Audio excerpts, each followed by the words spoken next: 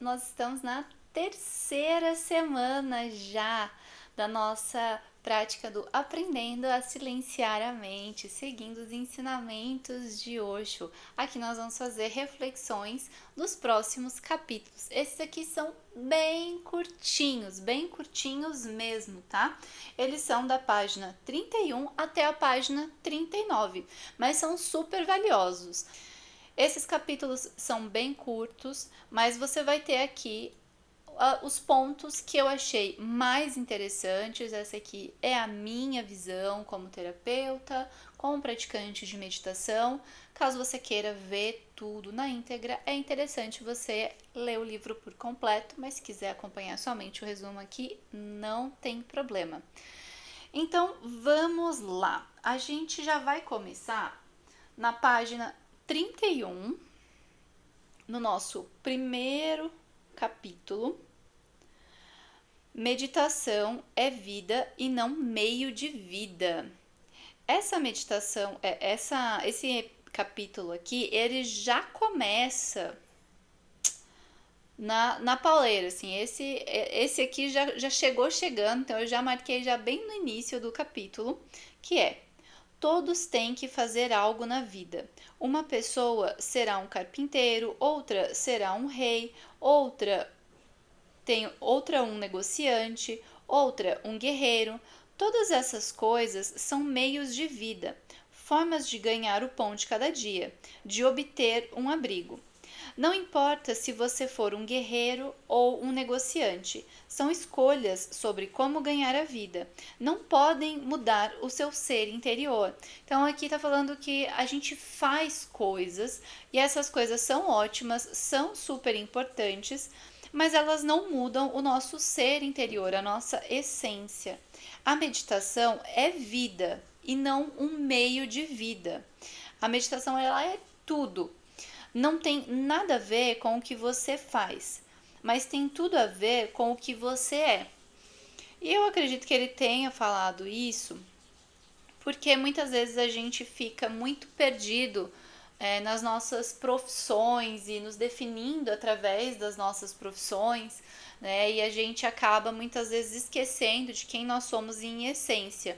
E quando a gente para meditar, a gente começa a ouvir os nossos diálogos internos e muitas vezes esses diálogos eles são incômodos, né? E a gente vai aprendendo a dar uma silenciada nessa mente tagarela, né? Os negócios, eles são importantes, mas eles não nos definem como um todo, né? E a meditação, ela aqui a gente está aprendendo técnicas e exercícios onde a gente pratica por um curto período de tempo como um treino para que futuramente a gente possa estar nesse estado meditativo e contemplativo na vida, né? Sem tanta tagarelice, sem tanto estar imerso em fazer, e sim mais imerso em ser. E ainda na página 31, a meditação é um salto da mente para o coração e, em última instância, do coração para o ser. Você irá cada vez mais fundo, lá onde os cálculos terão de ser deixados para trás, onde toda lógica se tornará irrelevante. Não será possível levar a sua esperteza para lá. Então, a meditação não adianta você ficar racionalizando, calculando, pensando, planejando. É um estado de você deixar fluir, de você se permitir relaxar. Na página 32. Mas os negócios não devem entrar no seu ser. Os negócios devem ser algo externo, seu meio de ganhar a vida. Quando você fechar a sua loja ou sair do seu escritório, esqueça os seus negócios. Não leve a loja ou o escritório para casa com você. Quando estiver em casa, com a sua mulher, com os seus filhos, não seja um homem de negócios. Isso é feio. Significa que o seu ser está contaminado pelo que você está fazendo. O fazer é sempre algo superficial. O ser deve permanecer transcendental em relação ao seu fazer. E você deveria ser sempre capaz de colocar seu fazer de lado e entrar no mundo do seu ser. É sobre isso que a meditação diz respeito. Porque muitas vezes a gente tá com problemas no trabalho e aí leva os problemas do trabalho para casa e aí acaba tendo discussões com a família por causa de problemas de trabalho, ou às vezes a gente tá com problemas na família e leva os problemas da família pro trânsito e pode arrumar uma confusão no trânsito, só que o problema nem tá tanto naquele carro, e sim no problema que você teve na sua casa. Então a gente fica se atropelando e a nossa mente fica confundindo as coisas, o fazer, o fazer, o fazer. E aí a gente esquece da calma, a gente esquece da paz, a gente esquece de se ouvir, a gente esquece de conseguir separar as coisas. E quando a gente faz esse exercício de meditar, de parar e de respirar, isso faz com que a gente volte um pouco para o ser e deixe um pouco de lado os afazeres. Ainda na página 32. Aqui é o lugar para os que estão dispostos a apostar. É o lugar para as pessoas que podem arriscar tudo por nada. Que a gente está aqui buscando uma coisa super profunda, mas a gente tem que abdicar de tudo ao mesmo tempo para conseguir encontrar essa paz e esse silêncio, né? Exatamente isso. Tudo por nada. Porque a meditação levará você a um estado de completo vazio. Mas aqueles que chegarem ao vazio da meditação imediatamente perceberão que também atingiram a completude de Deus. O vazio de si mesmo é a completude de Deus. Esse é o seu outro aspecto. Você se torna nada e subitamente uma grande plenitude desce sobre você. Você está transbordante, preenchido por Deus. Ao tornar-se vazio, você se torna espaçoso, torna-se um hóspede para um grande visitante. E se você for ver, muitas práticas religiosas tem, por exemplo, os terços, onde você fica fazendo orações repetidas vezes, o que é algo muito parecido com o que nós fizemos no exercício da semana passada, que foi a entoação de mantras utilizando o Japamala. Vê que muda só a linguagem, mas existem diferentes caminhos para chegar no mesmo lugar. Né? Se uma pessoa é católica, por exemplo, e ela está fazendo ali seu terço de Ave Maria, ela está entrando em contato com Deus através da meditação. Ela está em estado meditativo e contemplativo e buscando Deus. Assim como nós, quando estamos entoando mantras ou simplesmente respirando, nós estamos criando espaço vazio para que Deus nos penetre, para que o Deus, o universo, o que quer que você acredite, esteja aí dentro de você. Na página 33. Dizem que você será recompensado mais tarde, após a sua morte. Basta praticar a caridade. Se você explora o trabalho de outras pessoas, pode sempre lhes dar uma parte de volta. Pode dar um pouco do seu dinheiro para instituições beneficentes. Essas são as formas de consolação, e haverá um lugar reservado para você no paraíso. Aqui ele já está atacando diretamente algumas práticas, né? Ele está falando aqui que não adianta nada você fazer um ato de caridade, mas dentro de você, você não procurar essa paz, esse silêncio e esse lugar para Deus, sabe? Não dá para comprar um pedaço no paraíso. E ele continua assim: não seja tolo. O paraíso não sai assim tão barato. Aliás, não há paraíso em lugar algum. É algo que está dentro de você mesmo. E nenhuma caridade poderá levar você até lá. Mas é possível atingir esse lugar se toda a sua vida se tornar caridosa, o que é algo totalmente diferente. Se você chegar lá, toda a sua vida se tornará compaixão. Então, não é que é para você deixar de fazer caridade, mas é para você se tornar uma pessoa caridosa. E para você se tornar uma pessoa caridosa, você tem que se tornar uma pessoa melhor. E para você se tornar uma pessoa melhor, você precisa meditar, você precisa respirar, você precisa se acalmar. Enfim, é uma coisa que não tem que começar de dentro para fora e não de fora para dentro. Não é você comprar o paraíso, mas é você ser o paraíso para você mesmo e para as pessoas que convivem com você. Ele continua: eu não quero que você fuja da sua vida cotidiana. Estou aqui para lhe falar sobre os caminhos, as formas, a alquimia que lhe permitam transformar o ordinário em extraordinário. Seja uma pessoa de negócios no escritório, mas não na sua casa. E de quando em quando se esqueça por algumas horas até mesmo da casa, da família, do cônjuge, das crianças. Fique sozinho consigo mesmo. Mergulhe cada vez mais fundo no seu ser. Divirta-se consigo mesmo. Ame a si mesmo. O amar a si mesmo, né? O amar ao próximo como a ti mesmo. Se você se odeia, você vai odiar o próximo também. Se você se ama, você vai conseguir amar o próximo. Então, aos poucos, você perceberá que uma grande alegria que está crescendo, sem nenhuma causa externa. Isso é o seu próprio ser, seu próprio florescer. Isso é meditação.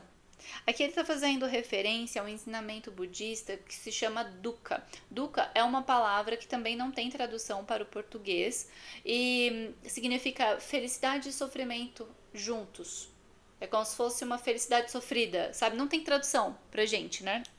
Mas pensa assim, ó. Se você pensa que você vai ser finalmente feliz quando você tiver o carro tal.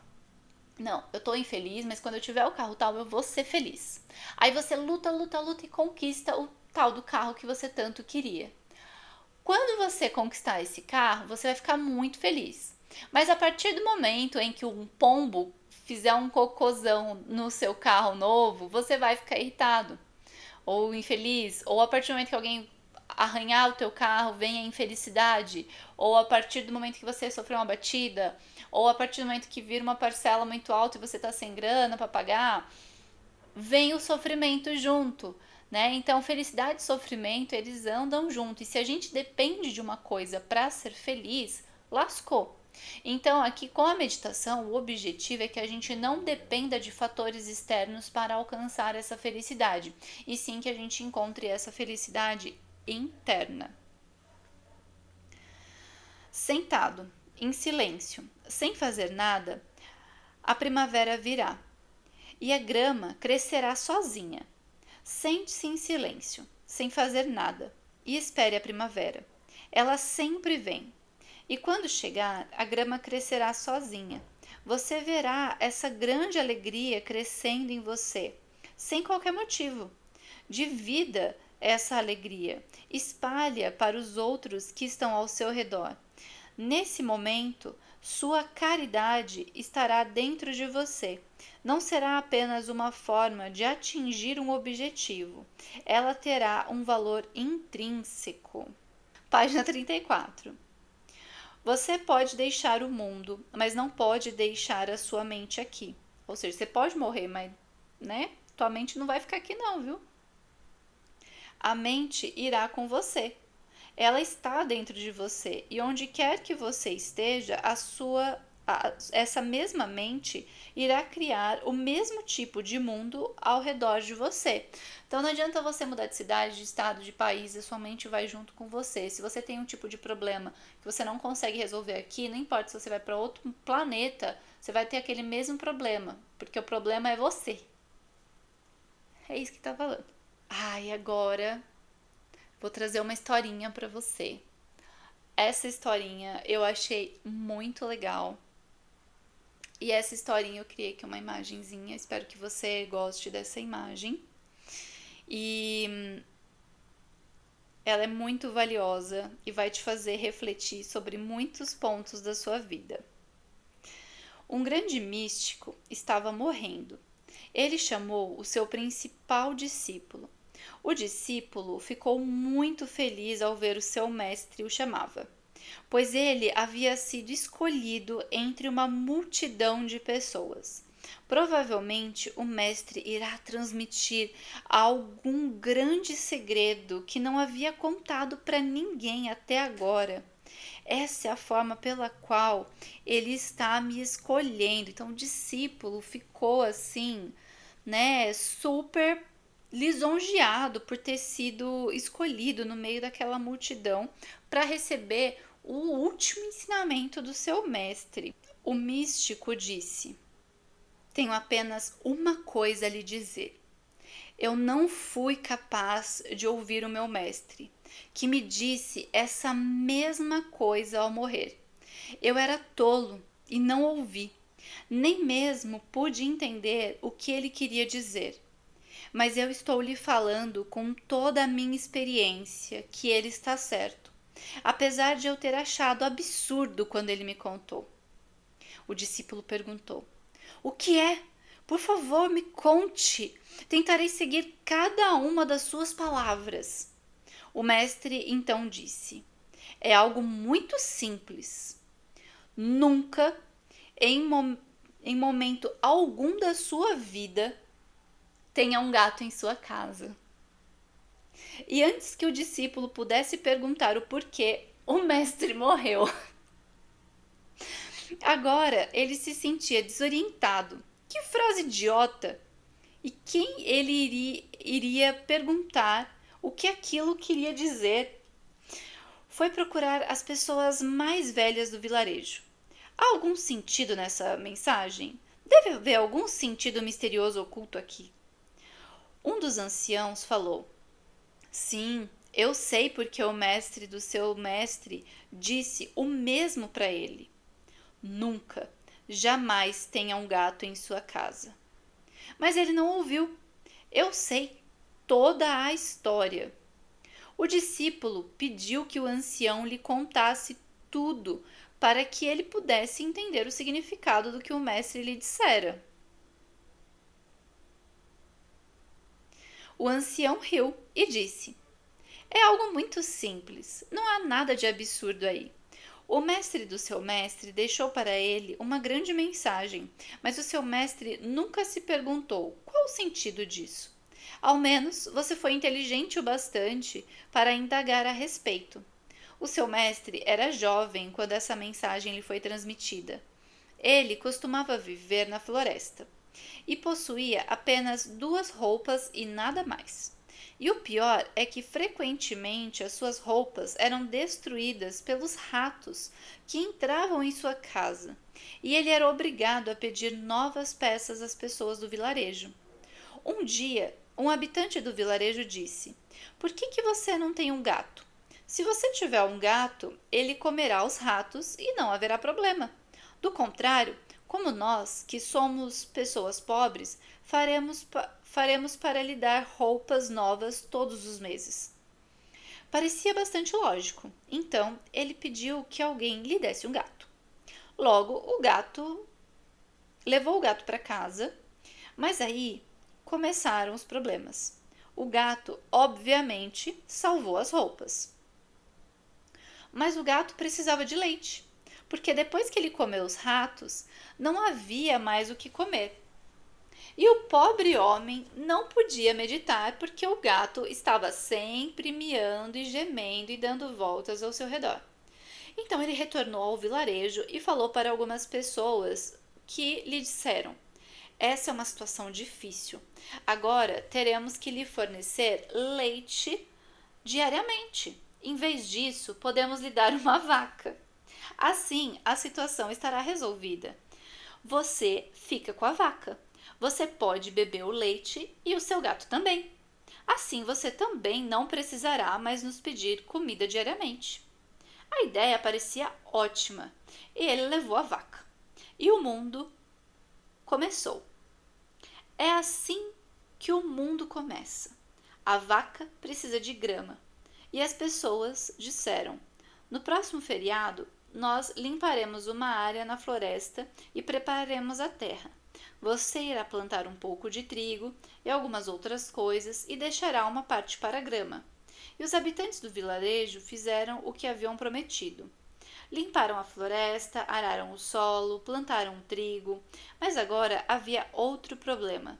Era necessário irrigar a terra, cuidar da plantação, e o pobre homem gastava todo o seu dia com isso. Não havia mais tempo para ler as escrituras e nem para meditar. Mais uma vez, ele retornou ao vilarejo e disse: Meus problemas só estão piorando. Agora o problema é que não há mais tempo para meditar. E eles responderam: Espere um pouco.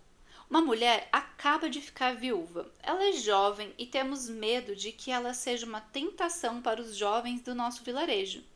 Por favor, leve com você. Ela é saudável, pode tomar conta da sua terra, da vaca, do gato e irá preparar a sua comida.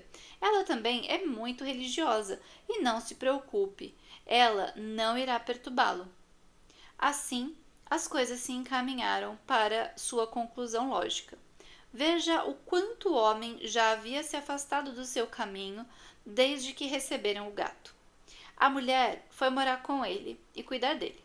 Durante alguns dias, ele se sentiu muito feliz. Ela massageava os seus pés e, aos poucos, o que tinha que acontecer aconteceu.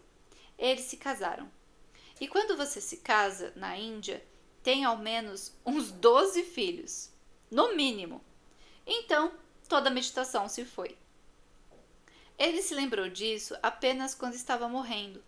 Lembrou-se outra vez que quando seu mestre estava morrendo, havia dito a ele para tomar cuidado com os gatos. Foi por isso que ele lhe disse isso.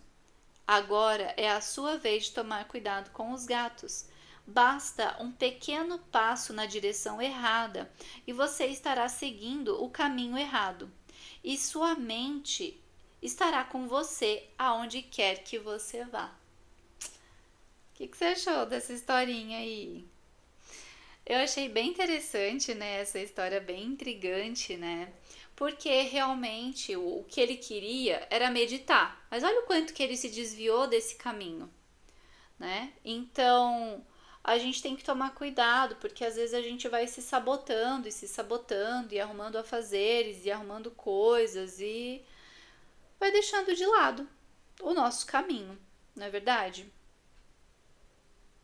E assim a gente encerra a contemplação desse capítulo aí. E agora nós vamos para o contentamento é o objetivo da meditação. O contentamento é o objetivo, a meditação é o meio. O contentamento é o objetivo da vida e a meditação é o meio para atingi-lo. Sem a meditação, ninguém nunca saberia verdadeiramente o que é contentamento. Não é capaz. Prazer é fisiológico, químico. Não possui profundidade e é muito momentâneo. Por exemplo, um orgasmo sexual é prazer. Durante alguns instantes, você está no topo do mundo, mas apenas naquele curto período de tempo. Logo em seguida, vem uma profunda tristeza e pode até vir um estado depressivo, né? Que às vezes a pessoa fica até viciada nesse prazer momentâneo, porque ela não tem outros prazeres, né? E aí fica nessa busca incessante desse prazer momentâneo. E ainda aqui na página 38, se não fosse pelo prazer, a atividade sexual pareceria tola. Seria como fazer ginástica ou yoga, por conta do prazer. As pessoas estão dispostas a fazer várias coisas idiotas, mas é apenas um fenômeno químico, hormonal, fisiológico. E se você for ver, né, por que tem essa onda de redes sociais? Por que as redes sociais ficaram tão famosas? Justamente porque elas dão hormônios de prazer pra gente. Elas liberam hormônios de prazer e a gente fica lá recebendo prazer imediato, prazer momentâneo, só que aquilo acaba. Você saiu da tela, o prazer some, a infelicidade volta, os problemas voltam, a tristeza volta, a insatisfação com você e com a sua vida volta. E aí, qual será que é o prazer momentâneo que você tem procurado? Qual é a fuga que você tem procurado? Fica aí o questionamento para essa semana. Encerramos aqui a nossa contemplação desses 2 belíssimos capítulos que são curtinhos, mas que são muito profundos. Espero que você tenha gostado. Agora nós vamos para a prática da nossa terceira meditação. Essa vai ser a meditação que você vai fazer ao longo da semana toda. Nós vamos para o segundo estágio da meditação Nada Brahma, que é a meditação ensinada aqui nesse livro e que eu estou te passando gradativamente, passinho por passinho, como conseguir fazer essa meditação mais avançada que ele ensina aqui. Então, por isso que é importante você fazer os exercícios semana a semana, ir praticando, ir contemplando e exercitando, para que depois, no final, você consiga fazer essa meditação completa. E aí, bora meditar? Espero que você tenha gostado, deixe seu like aqui. Um beijo e até a próxima semana.